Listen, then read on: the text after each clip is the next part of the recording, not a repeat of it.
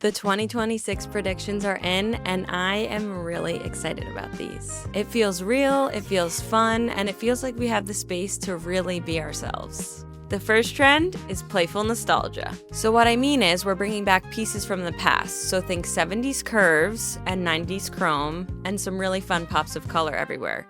All of that, but without going too full retro. So the idea is that your space feels personal and collected and not like you got everything from the same place. Trend number 2 is warm, lived-in materials. This means we're going to see a lot of woods, natural materials, and layered textiles. You really want it to feel like home and feel like you instead of feeling like a staged Airbnb. And for my favorite, number 3 is decorative detailing and character pieces. We're going to start seeing textured upholstery, really pretty trim detailing, and small vintage accents. Think about it like maximalism, but you don't want to overwhelm your space. You're just adding some depth and charm to your home. I'm super excited to see these trends come to life in 2026. It feels like we can finally add our personal touch to things, express ourselves more freely, and without sounding too cheesy, make our house feel like a home.